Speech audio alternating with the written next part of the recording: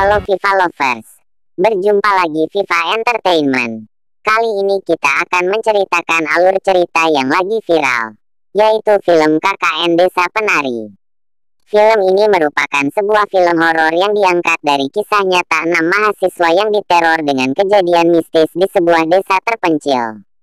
Film ini diangkat dari cerita seseorang yang dibagikan melalui Twitter oleh akun Simplemen pada 2019 silam.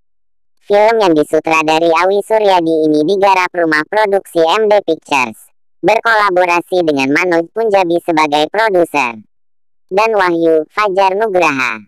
Diceritakan banyak kejadian mistis yang dialami sekelompok mahasiswa ketika melaksanakan kuliah kerja nyata KKN di sebuah desa terpencil bernama Desa Penari. Keenam mahasiswa itu bernama Nur diperankan Tisabiani, Widya Adinda Thomas Ayu Agni Hakwe, Bima Ahmad Megantara, Anton Kelvin Jeremy. Dimulai oleh Nur yang merasa ketakutan akan hal mistis. Ditambah lagi Widya kesurupan menari. Teror selanjutnya kemudian dirasakan anggota kelompok yang lain. Misalnya Bima melakukan hal aneh. Dia pergi diam-diam meninggalkan penginapan dan Ayu tidak bisa berhenti menari. Serentetan pengalaman horor tersebut menghantui mereka hingga program KKN itu berakhir tragis. Sebelum kita masuk ke alur ceritanya, jangan lupa subscribe, like, dan komennya. Tidak perlu berlama-lama lagi, ini dia alur ceritanya.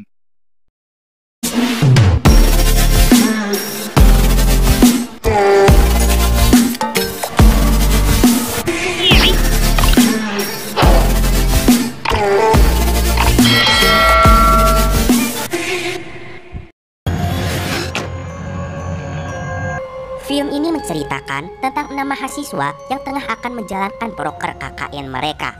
Kita kenalan dulu aja ya. Ini yang pakai jilbab namanya Nur.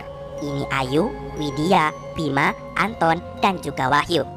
Sebelum memasuki desa, Nur melihat ada seorang kakek misterius yang menatapinya. Dia seolah-olah memberikan isyarat agar Nur tidak memasuki desa tersebut. Desa ini masih sangat terpencil, mobil pun belum bisa mengakses desa ini, sehingga mereka masuk ke desa dengan menaiki sepeda motor. Di pertengahan jalan, Widya mulai mendengar suara-suara aneh. Suara itu seperti alunan gamelan. Selain itu, Widya pun melihat ada seorang penari sedang berdiri di antara pepohonan. Keanehan di desa ini pun tidak hanya dirasakan oleh Widya. Nur merasakan hal yang sama. Dia selalu merasakan berat di pundaknya. Selain itu, Nur melihat ada sosok besar hitam dengan mata merah menyala yang selalu menatapinya. Di sini kita bisa tahu jika Nur memiliki indera keenam. Kemudian mereka berkeliling bersama pemimpin desa ini, yaitu Pak Prabu. Pak Prabu pun memperlihatkan mereka kepada sebuah tempat bernama Tapak Tilas. Tempat itu ditandai oleh gapura yang di sekitarnya banyak sesajen dan ada janur kuning. Pak Bambang memperingatkan agar jangan ada siapapun yang memasuki Tapak Tilas. KKN ini tidak berjalan seperti yang kami harapkan. Hari demi hari mereka lalui, tapi seperti yang kita tahu, gangguan tidak hentinya muncul.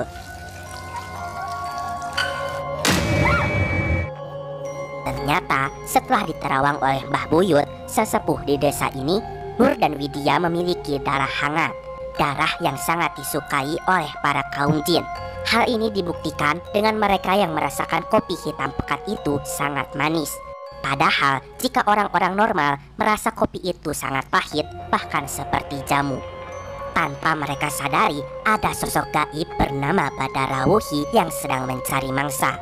Tentunya Badarawuhi sangat suka kepada orang yang berdarah hangat. Target mangsanya yaitu Nur dan juga Widya. Tetapi Badarawuhi tidak mau mengganggu Nur karena dia menghormati yang ada di belakang Nur. Ternyata Nur memiliki kodam pelindung bernama Mbah Dok. Mbah Doklah yang selama ini melindungi Nur dari segala mara bahaya ataupun serangan para bangsa jin. Luweh apik. Awakmu gak usah melo-melo. Maka dari itu Widyalah satu-satunya target yang bisa Badarawuhi culik.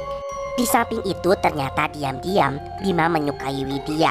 Bahkan Bima pun telah melakukan santet agar Widya suka kepadanya. Sejak datang ke desa ini, kan udah gak pernah sholat lagi toh. Ibadahku ya ibadahku, untuk urusanmu. Oleh karena itu, Badarawuhi pun masuk ke mimpinya Bima Slur. Dia memperlihatkan Bima jika Widya sedang dalam bahaya. Tubuhnya dililiti banyak ular. Dia mengatakan jika Widya tidak akan bisa keluar dari desa ini. Bima pun ingin menolong Widya. Badarawuhi bilang jika dia bisa membantu Bima. Jika Bima ingin Widya selamat, maka Bima harus mengambil sebuah benda bernama mahkota Kawaturi yang ada di tapak tilas. Lalu jika benda itu telah ditemukan, maka berikan kepada Widya. Dia nggak bakal bisa lepas.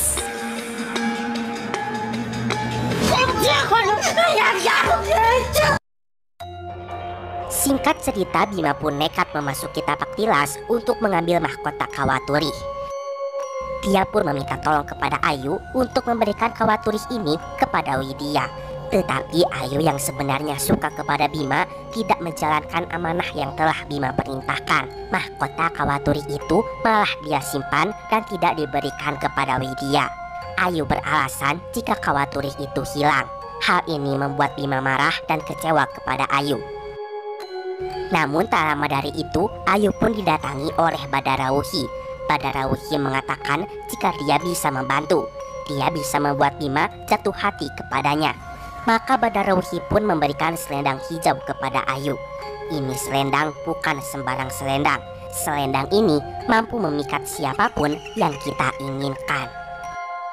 Alhasil Ayu pun memikat Bima dan masuk ke tapak tilas.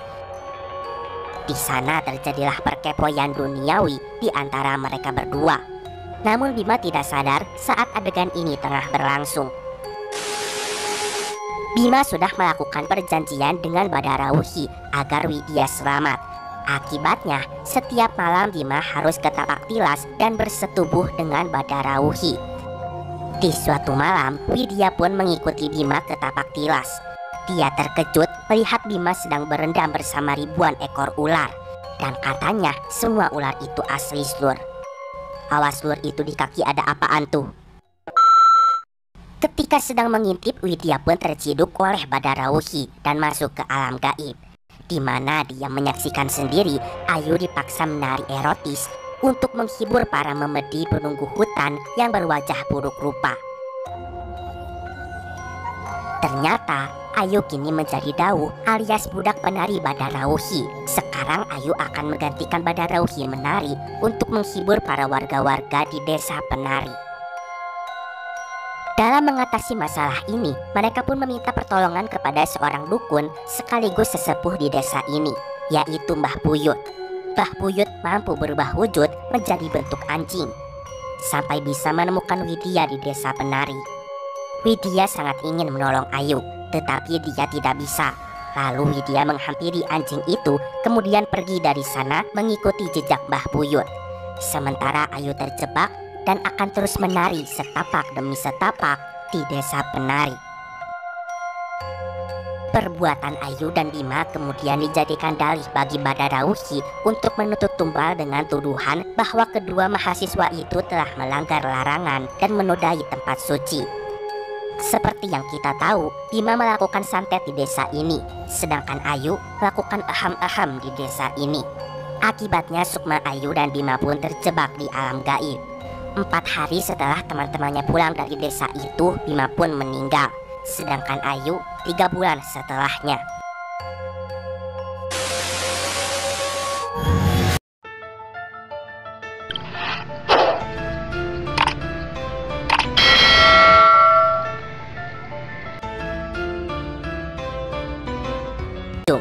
Sebenarnya cerita ini bisa kalian baca langsung selengkapnya dari tulisan Simple Man di akun Twitternya. Nah, jika kalian penasaran dengan adegan-adegan yang ada di cerita, maka kalian bisa langsung tonton film KKN di Desa Penari. Dulu nenek moyang kami percaya Yang terjadi selanjutnya benar-benar di luar dugaan kami.